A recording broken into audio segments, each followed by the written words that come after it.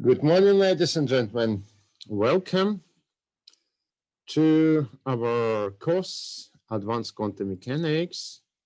We're quite deep in the course. Today, there will be yet another change of topic.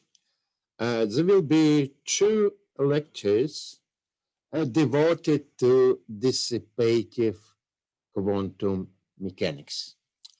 We have already learned something about dissipation, about transitions caused by dissipation. In the last lecture, before the last, the lecture number 8, now we would like to understand how quantum mechanics can describe the systems which at classical level exhibit dissipation friction, right? If we look around, we will see that most mechanical systems eventually do exhibit some friction. If you have a pendulum which could oscillate, sooner or later the oscillation stops, so it looks like very important property of all systems, right? And let me tell my personal story. When I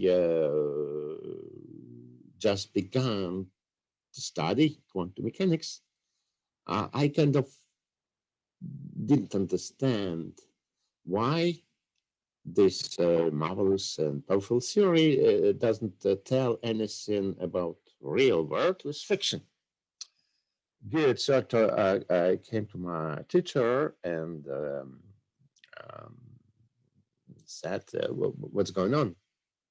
Oh, he said, well, it's not yet to run. That will be the topic of advanced quantum mechanics. Good, all right. I was waiting for a couple of years before I started advanced quantum mechanics course, and to my surprise, there was still nothing about friction, and at least in a way you can understand that. Well, there were transitions like we discussed in lecture number 8. Like an atom in excited state will emit a photon and will go down. Well, and that's not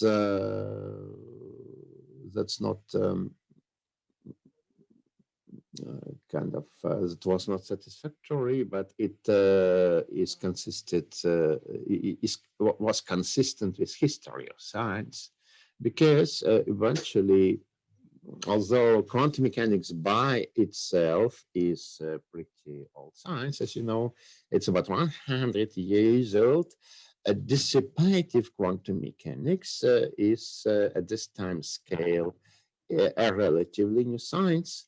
So people have figured out how does it work, like perhaps 30, 40 years ago.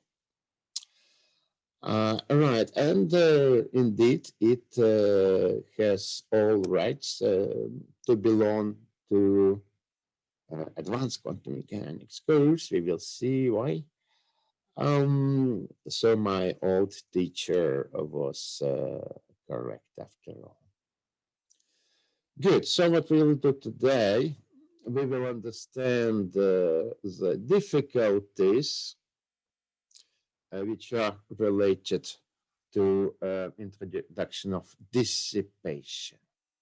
We will find a solution for that, and that solution would be to couple a single degree of freedom, like an oscillator, to infinitely many other degrees of freedom, which are kind of commonly called Boson Bath.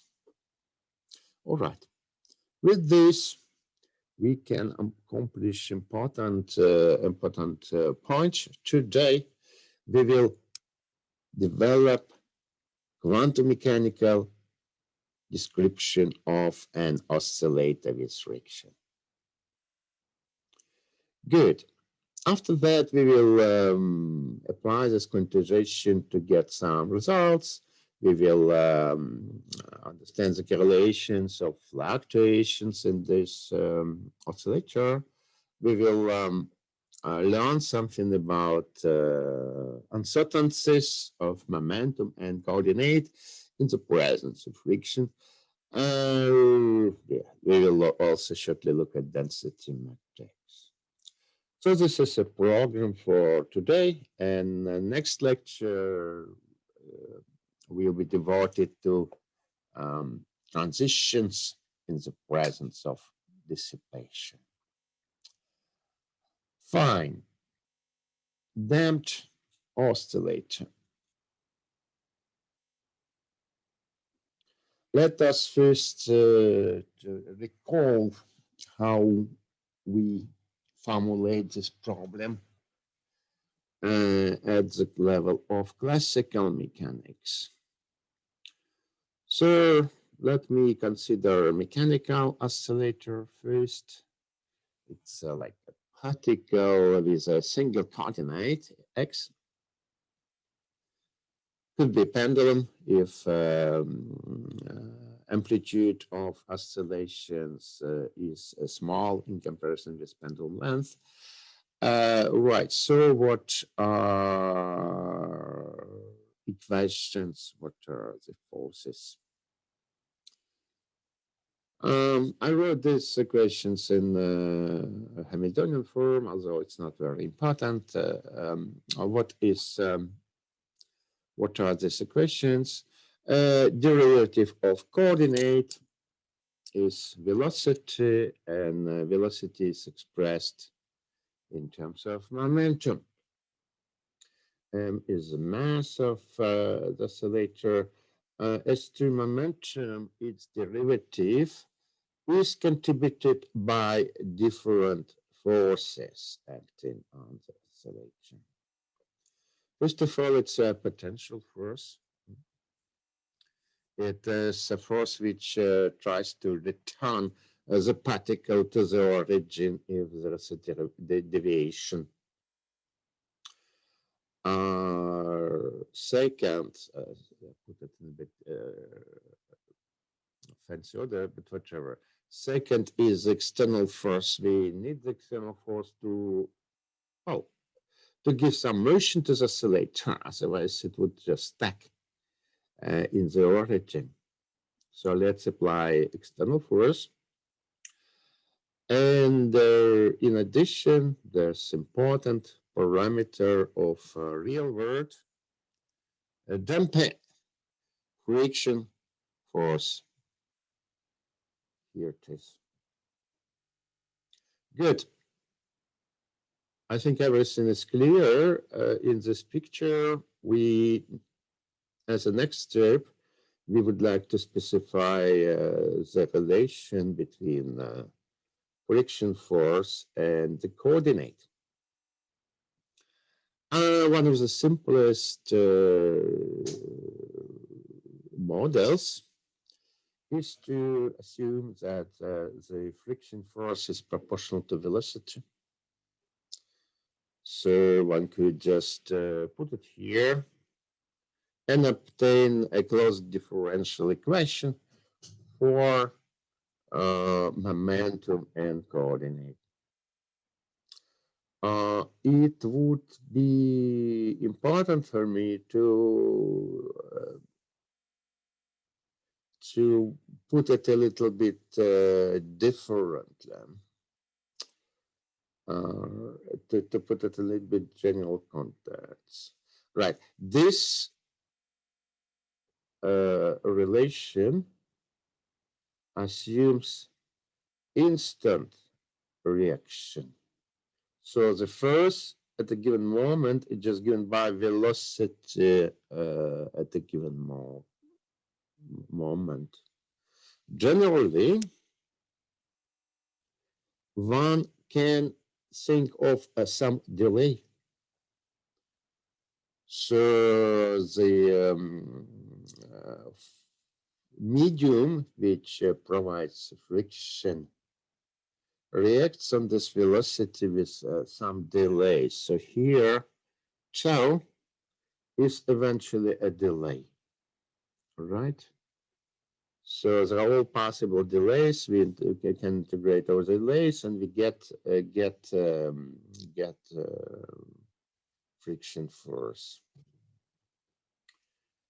Good. In any case, it is a stationary problem. This is a stationary kernel, which relates velocity and force. As such, one can make this integral equation algebraic by going to Fourier components. So this is integral relation, but we can always rewrite it on Fourier components. So what we get, it's a Fourier component of force. This comes from this derivative I omega. Right, this is proportionality coefficient, which in general does depend on frequency. And this is coordinate. So the force is a reaction of some medium on the motion of oscillator. Good. So what do you do at classical level?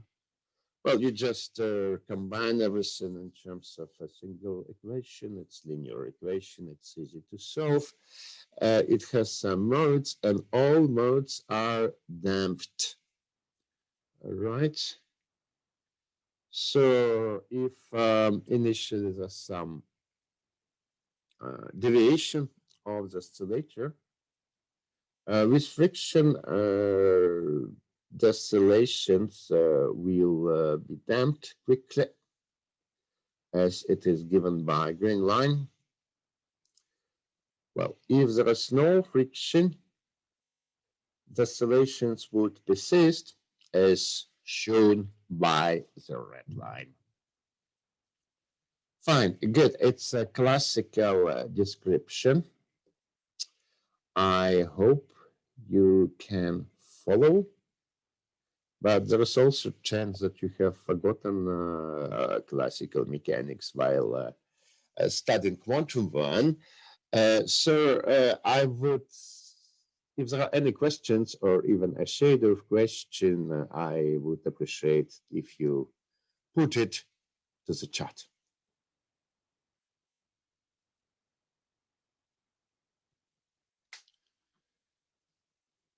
At this moment, every detail of this description should be kind of should sound familiar to you.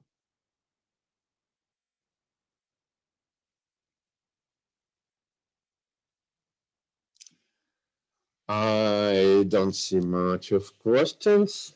Good. Then let me go further.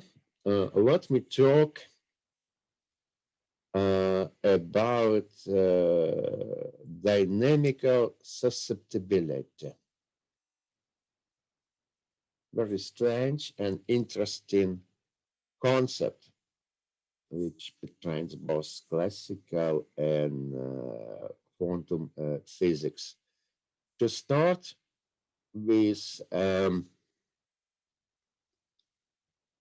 who recognizes this guy? Please put it into the chat. Who's this? Who's he? It's all fortune. It's unlikely that he's your friend, but well, perhaps you can recognize him.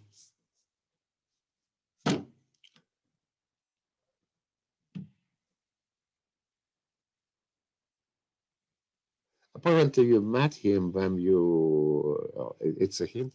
Apparently, you met him when you just began at this university.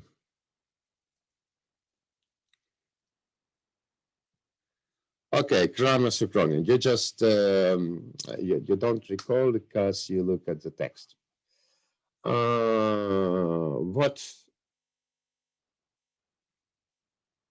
What is your bet? Grammar synchroning. Tony.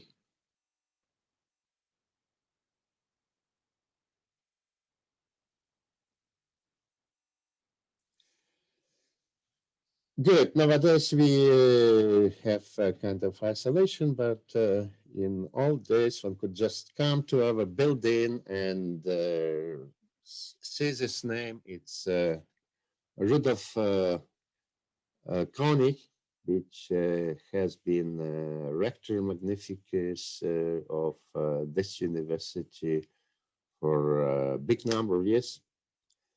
And okay, there are still people who remember him. To say a couple of words, perhaps he could discover electron spin, but kind of he had a difficulty to convince his PhD supervisor that he has actually discovered this. It's a very practical situation. Some of you perhaps would find it relevant. There are several discoveries which has his name on his name tag on it. There is a model of Koenig-Payne in solid state physics, and most celebrated formula, it's what is called Kramer's Koenig relation. What is that about? Let me have some action on a system. For instance, with our model, with our oscillator, I can try external force. This action causes some reaction. In our case, it's displacement of an oscillator. But one can imagine really a myriad of physical situations when we apply action and got some reaction. For instance, we could apply electric field and get current as a response. We could apply magnetic field and get magnetization as a response. Most physical situations can be envisaged like this. And this is linear action, linear relation, which means that the action is somehow small and it causes small reaction. So it's linear theory. Good. So in general, if one takes Fourier components of reaction and action, they are related by a coefficient which generally depends on omega. And this is what is called response function, because it defines a response. The dynamical susceptibility, in other words. And it is sure, and this is about Kramer's correlation, that even without specifying physical nature of this action and the reaction, one can figure out very general properties of this dynamical susceptibility. And the general property is what I have already told in the previous transparency. Reaction is always delayed with respect to action. There's no way to predict for a system future forces. So it can only react on the values of the force in the past. And if you apply this to Fourier harmonics of the response function, this property, which is called causality, leads to the fact that as a function of a complex frequency, the response function is analytical in upper half plane of omega. What does it mean? Let me sketch plane of omega.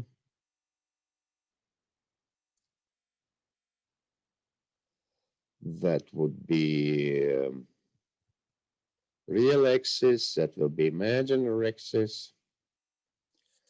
And look, for instance, in this function, eventually denominator goes to zero at some value, at some complex value of frequency.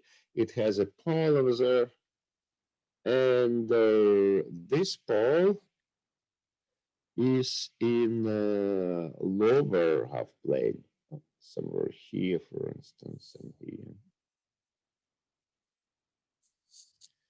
Here are two poles corresponding to this function. But no poles are in upper half plane.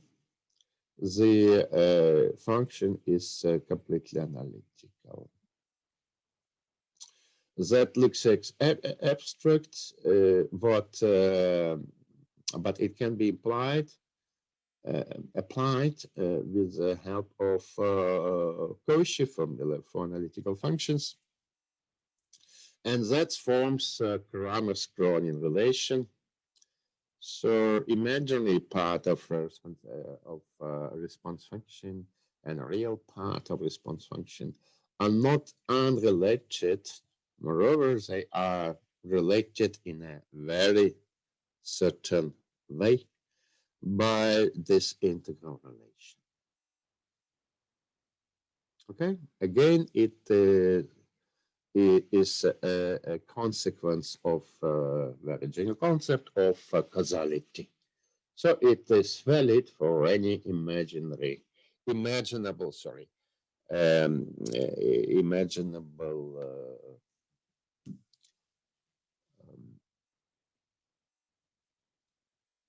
response functions. Fine, good. I talked about response function, and let us look a bit in general way.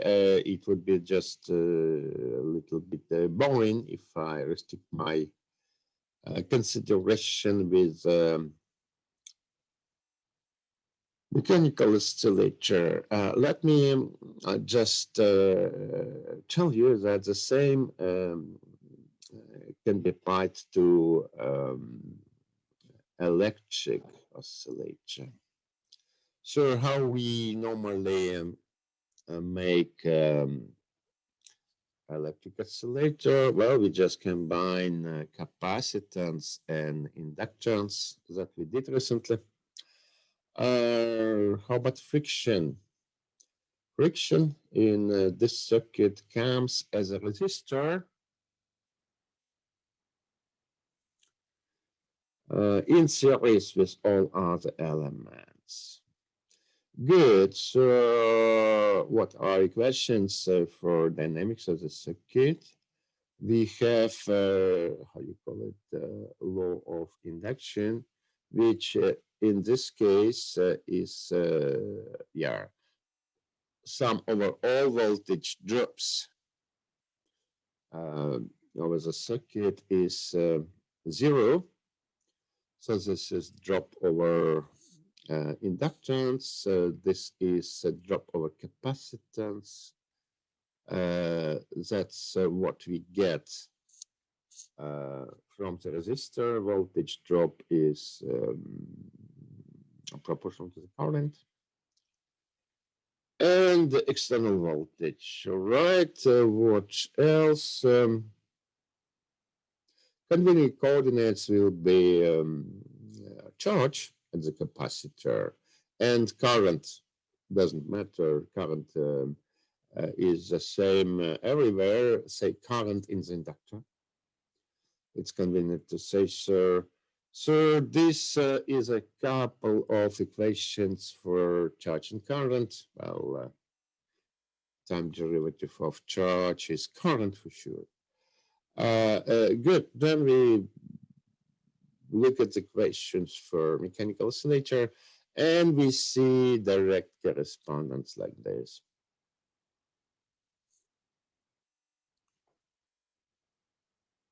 So charge is something like coordinate, and momentum is proportional to the current.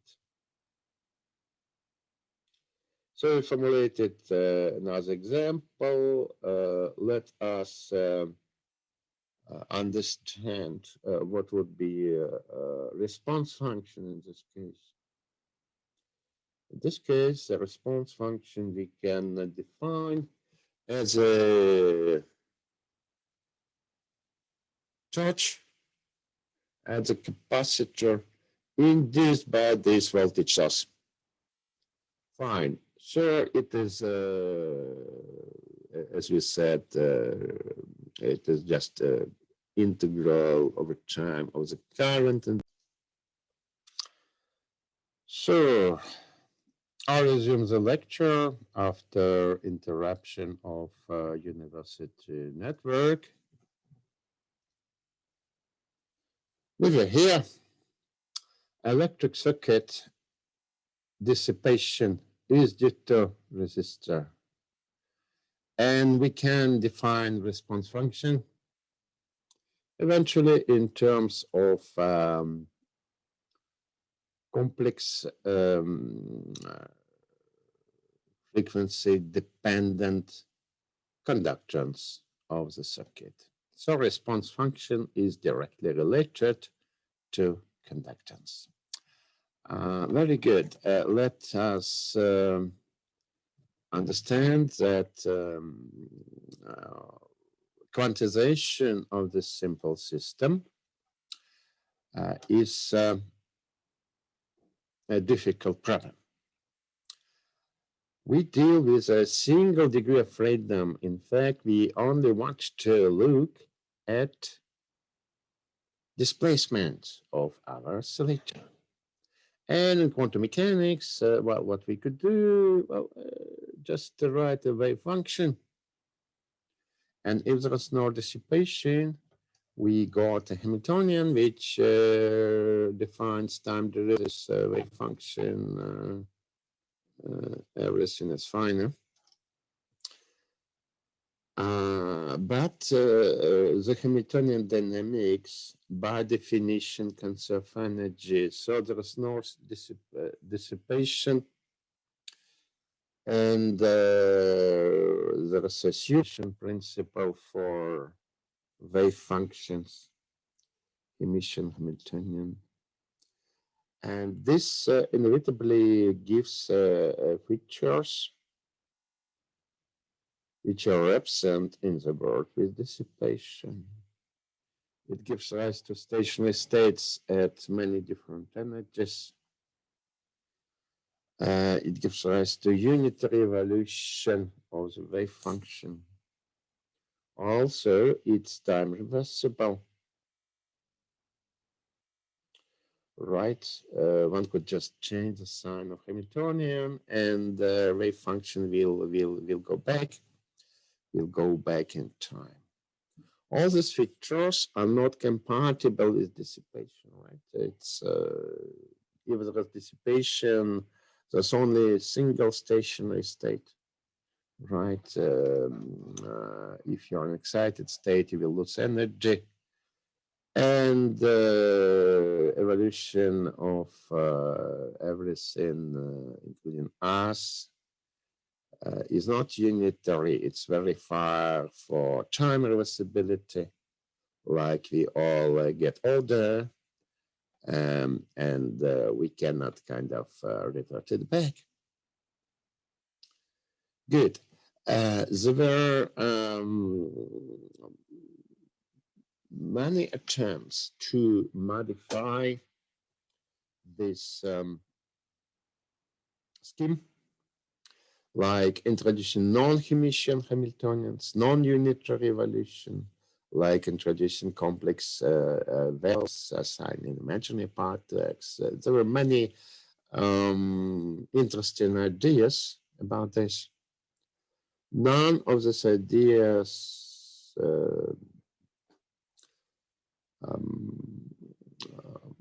worked. There must be some other way to treat this dissipation stuff. And to get a clue to the problem, one has to recognize that the same problem eventually persists in quantum mechanics.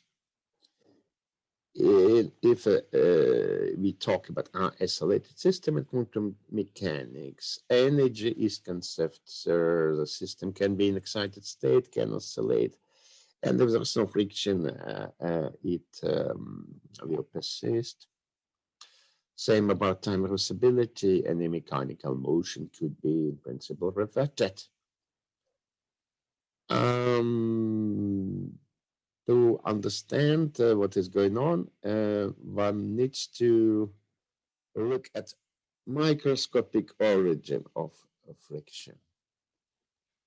Let's us consider a pendulum, again, big particle, and what would be kind of a source of friction. Not very realistic, but plausible mechanism. This pendulum particle would interact with molecules in the air, right? These molecules will collide and provide some force proportional to the velocity of the main in average, it will provide, these collisions will provide some force, which would try to stop the particle. That gives us the idea that we have here the interaction with many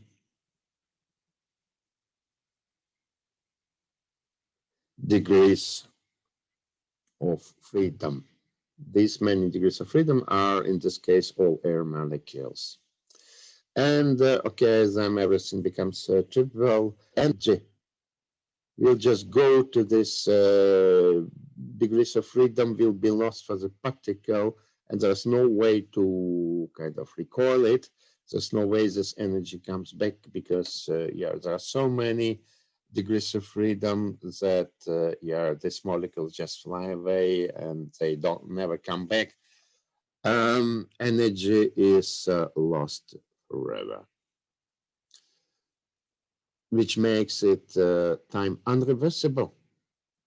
Energy could go, energy would never come back. Good. This gives us an idea of quantization of single degree of freedom subject to friction. To friction. We would like to couple them to very many degrees of freedom and get the friction thereby. Since the friction is just characterized by single coefficient or single function, this description should not really depend on the details of this bath or environment. For instance, if you come back to again to the example of air, like molecules of air could be of different sorts, different chemical composition, whatever. All this should not really affect the details. It could change friction coefficient, but you couldn't extract all this information from the friction. So such description should not depend on details of the bus and coupling to the bus. Good. We are almost there. There's a practical recipe for quantization. First of all, simplest bus is what we have considered when we quantize the field.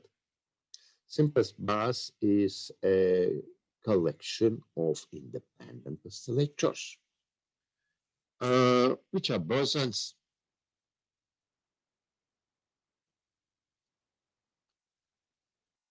Any linear equation describing a medium can be presented as a big set of these oscillators that we know. That means that everything is actually a system of bosons and a field. Right. It is important that the spectrum of the states, of these boson states, is continuous. But we cannot immediately talk about continuous spectrum. We want to count the possible states. So at the moment, I assume that there are discrete modes, discrete boson modes, and only for the answers, I will go to the limit of continuous spectrum. Good. So this Hamiltonian related to the bus, that was original oscillator to the bus. Now I want to couple them. And I want to couple it in the following way. I want to present the force friction first. And when it comes to Hamiltonian, it comes with displacement, right? So energy is work, whatever, displacement times force. All right, so this is coupling displacement times force. Force comes from the bus, from the environment, and it has to be made from operators of the environment. Again, what's the simplest assumption? It is that force is eventually a field operator for this bosonic field. Here I wrote it rather general form. It is linear in creation and annihilation operators of the field. And we've got a plenty of coupling constants, which in principle define our model. All right, we don't want so many parameters in the model. We get rid of the C's, and let us see how we can do this.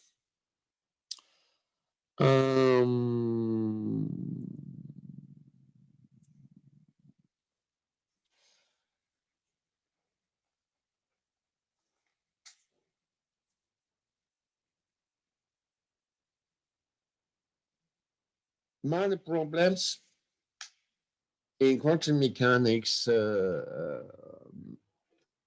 are solved when you apply the most important principle of that shut up and calculate. Let's try to deal with the model, and then we will see how everything will make sense. Let us understand that we can derive quantum equations of motion for this model.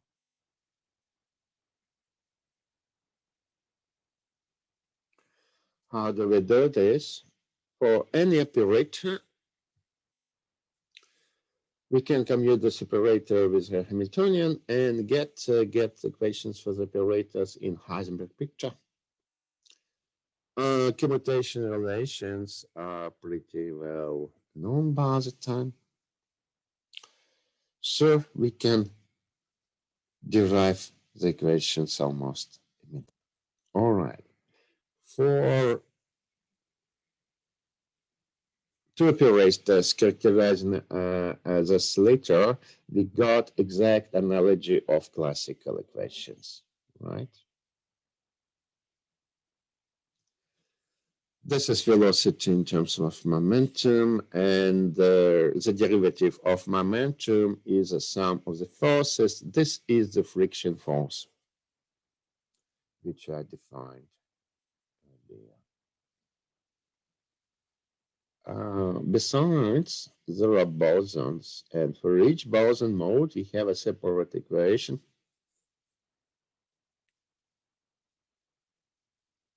Coupling is here.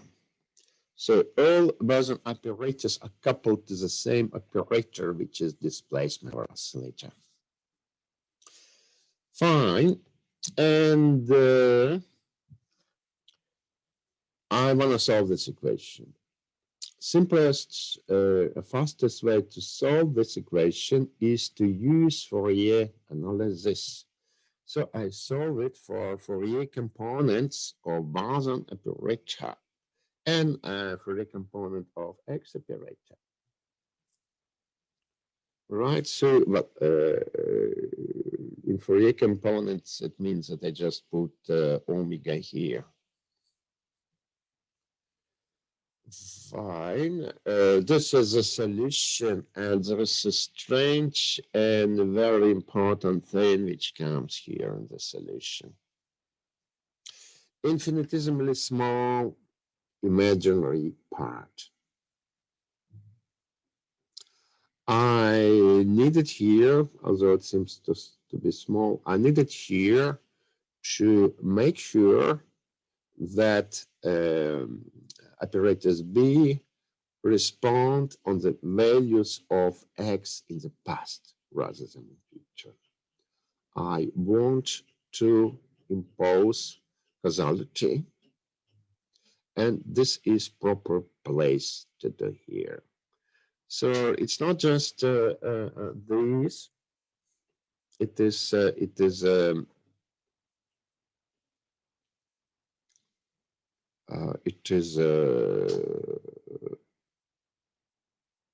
supplemented with infinitesimally small imaginary part. Good. Now we know all these boson operators. Let us recall definition of the force. This is the force. Let us substitute it and get equation for the force. Here we are. So all the C's and denominators and summations finally form a response function. They form a response function of which is a reaction on the displacement. Force here is a reaction on that. Fine. Now I can do quantization. I need to choose constants Ck in such a way that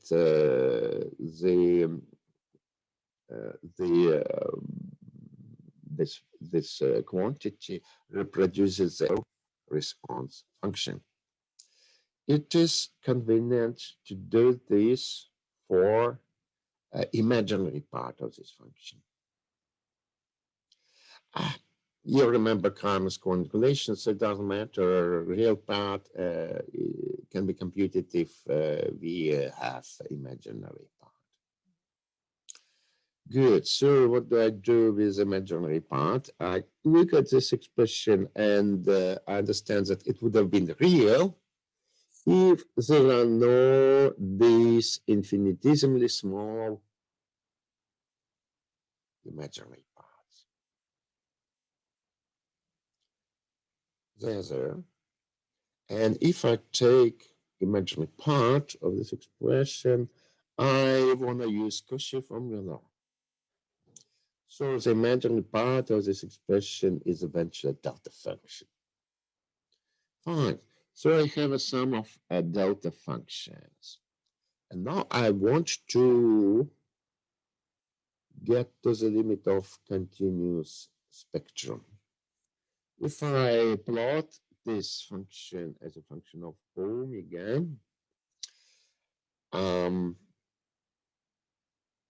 for discrete spectrum, what would I have is a series of delta functional peaks. Now I put more states in such a way that the sum of all these peaks converges to a continuous function.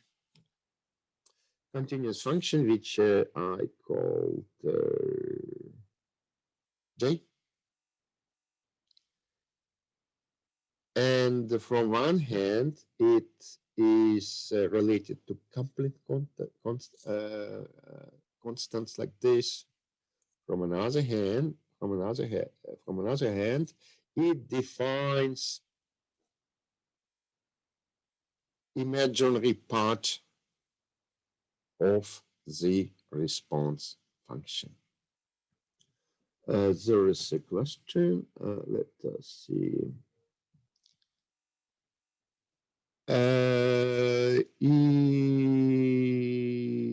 Yeah, all right. So let us see.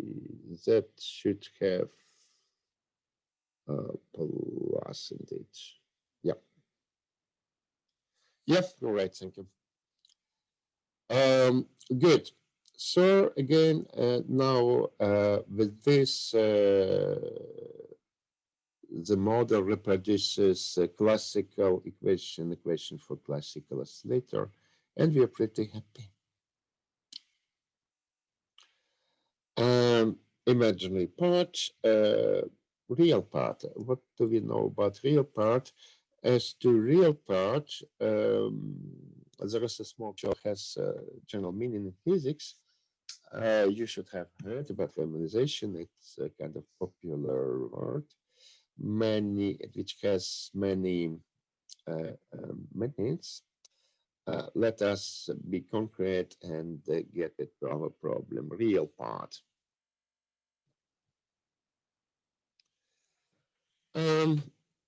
It also has a contribution which comes from the environment, from the past. One can compute it. And this is also, this changes the, this gives rise to a force. And that can be seen as a contribution to the potential force, a contribution which will depend on frequency in principle, right? So if we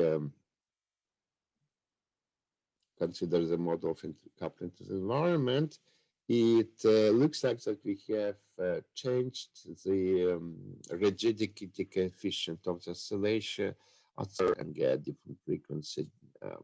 That is a little bit confusing. What one has to do to remove this confusion? This is to recognize that the system stays coupled with the environment. And if you do experiments with the system, we see that. We see renormalized rigidity coefficient, while original value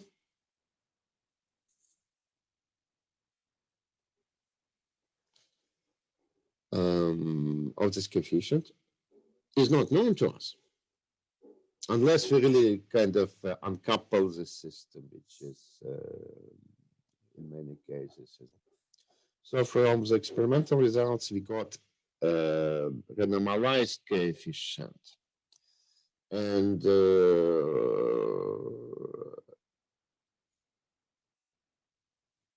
it was the original coefficient alpha is not visible. So this is kind of a very simple example of renormalization, of theory of renormalization. And these two quantities have name tags. So this is called Baer coefficient, and this is Drest coefficient. And if you know kind of general history of humankind, in particular of United States of America, you can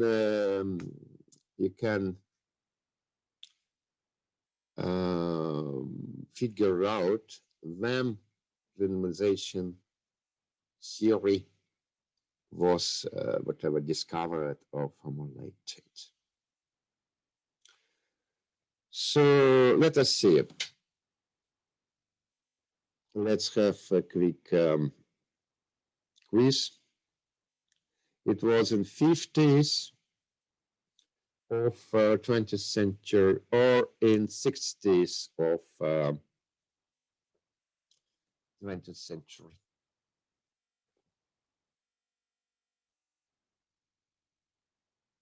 We can have a wild guess. Who can give me an answer? B, B, B, B. All right, you have to talk to your grandparents.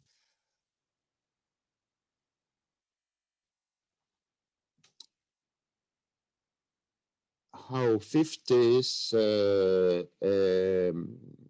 how attitudes of people in 60s and 50s and 60s have changed. In 50s, if come to the campus of an American university without a tie, you would be most likely thrown away by your fellow students.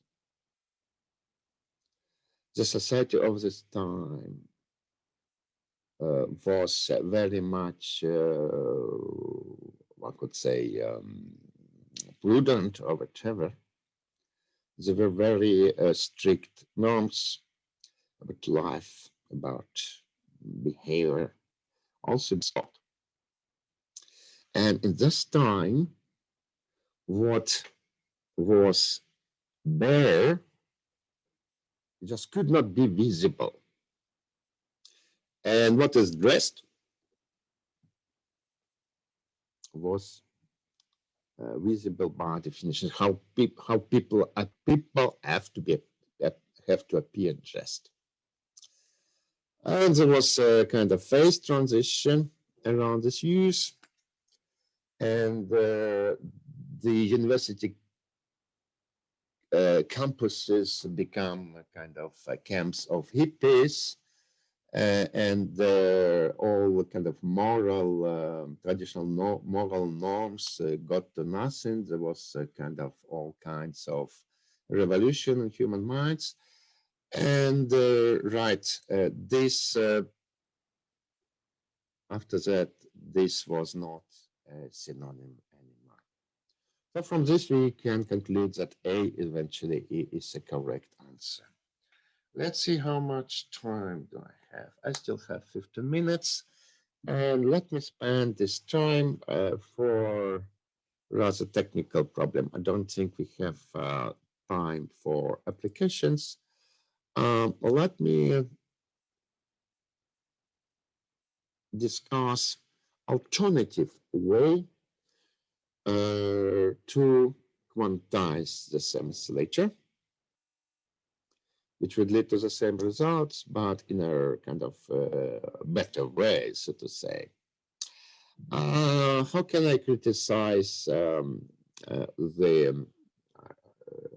way we did it?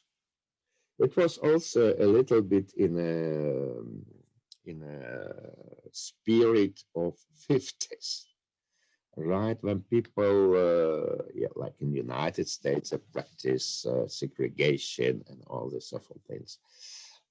So in this case, a particle, we look at it, and the environment, which is also a collection of oscillators, of bosons, they've been treated in a very different way, which is artificial.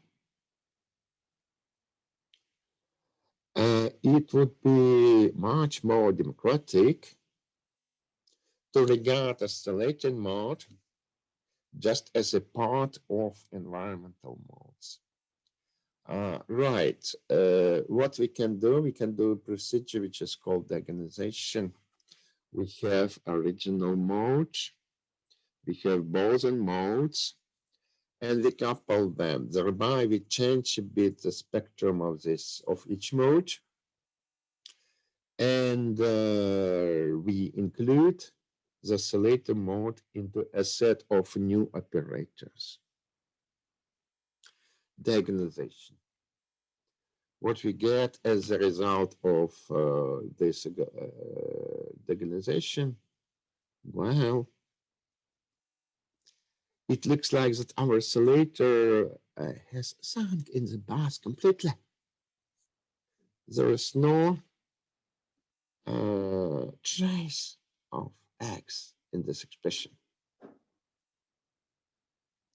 However, there is a label which will allow us to distinguish this degree of freedom from all others.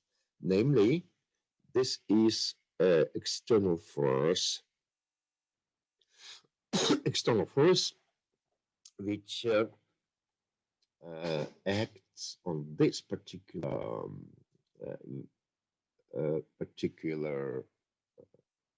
variable, distinguishing it from the all others.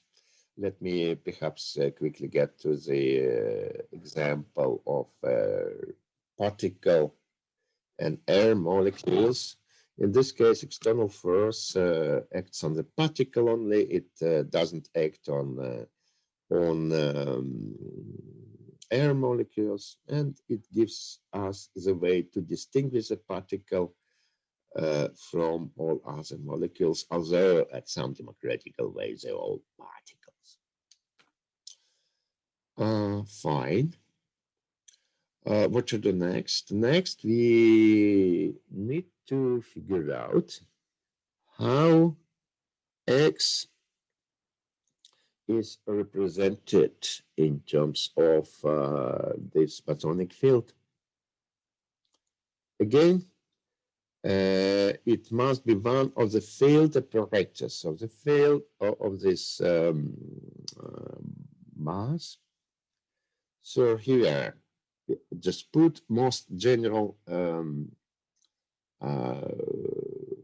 combination. So the model is determined by infinite set of this capital CMs. In principle, CM can be obtained by this diagonalization and expressed in terms of small c's. But this is, although it's in principle possible, it's not really a good way to do this. It's clumsy and inefficient procedure. Let us do it in a different way. Again, we apply shut up and calculate principle. And what we do, we solve now for equations for motions for all bosonic operators. Here we are. It's convenient to note that they are all separate for each mesonic mode. Fine, we solve them. For each boson, we have a reaction of this boson on external field. And now we combine all bosons into operator X. So what we get? X is a reaction on external force, and this is the proportionality coefficient. This is the response function. This is the response function. So if we know response function, we can fix CMs in such a way that it satisfies this relation, and we are done.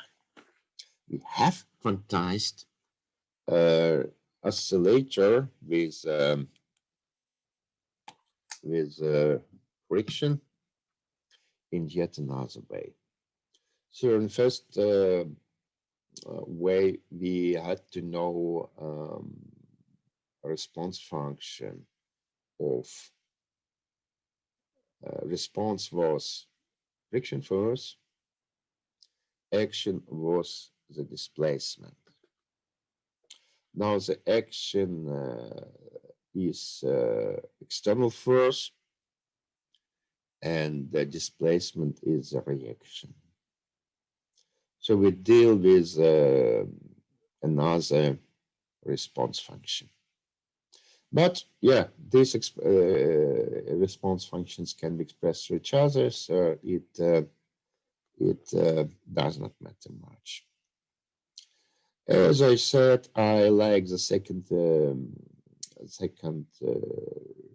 method better, but for some people it could look a little bit too abstract. Fine, there's still some time left. And let me just shortly go the topics I want to talk about. Right, perhaps it's a good thing to say there's also the same lecture from last year. So something which I wouldn't have time to talk about, you could find also in a video of last year. I will post. Good. First, let us talk about the time-dependent fluctuations. Compute time-dependent fluctuations. So this displacement fluctuates a little bit. There are always some deviations from equilibrium. One could say this is noise. This is noise of variable x. So how to characterize this noise? It is characterized by spectral density. Spectral density of the fluctuations. Yeah, what we have taken is a time-dependent correlator, and the right Fourier component of this time-dependent correlator provides you spectral density of the noise. Good. At this moment, I would like to assess how proficient you are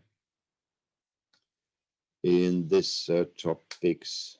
What do you remember about noise, spectral density of the noise?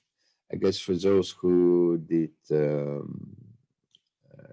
education in depth, there has to be a course, systems, and signals where these topics are discussed. So I wonder if you still remember something about this.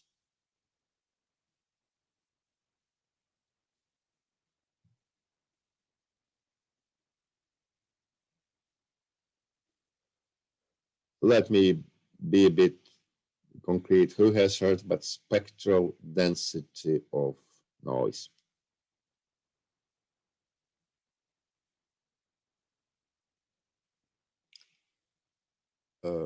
Some.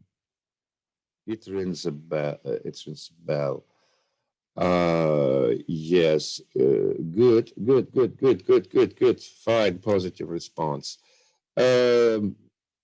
Surely it was in your lectures that it relates to time-dependent correlature of noise. So I would not explain it in detail. Good. So how we can proceed? We know the expression for operator X in terms of C. These time-dependent Boson operators are expressed as usual.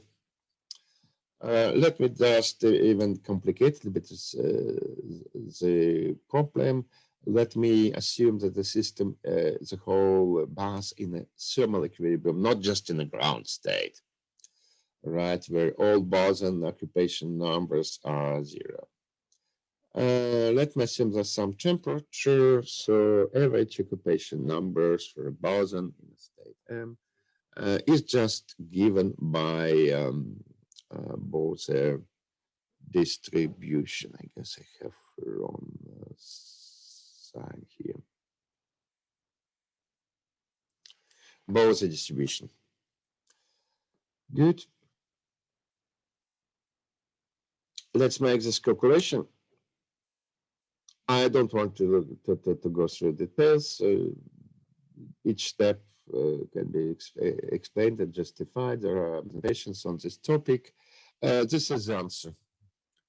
So the fluctuation of whatever noise at a certain frequency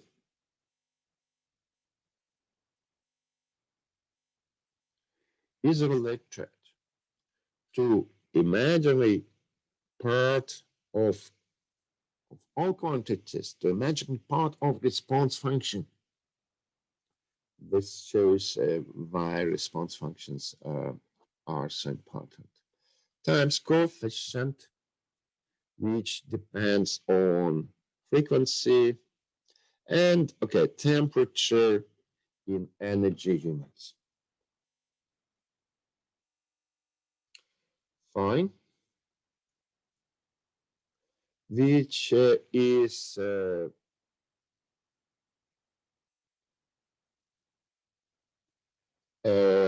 particular case of very general, very beautiful statement in physics, which relates dissipation, which is imaginary part of response function, and fluctuations in the state of thermal equilibrium.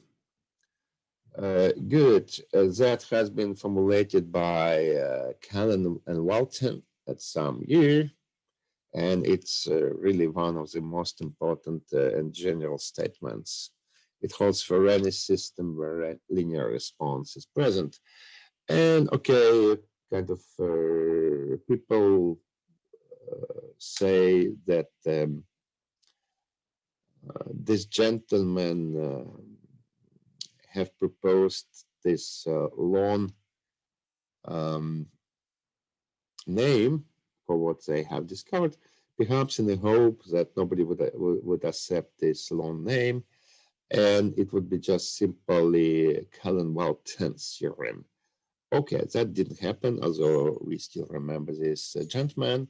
But yeah, fluctuation, dissipation theorem, so it's long and ugly is a common term. So we got to this. Let me look at two limits of this relation. Let me look at frequencies of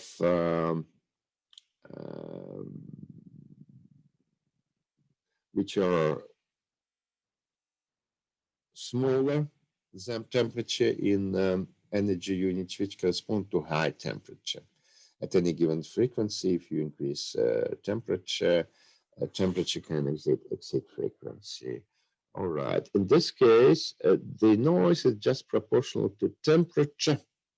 So just thermal noise.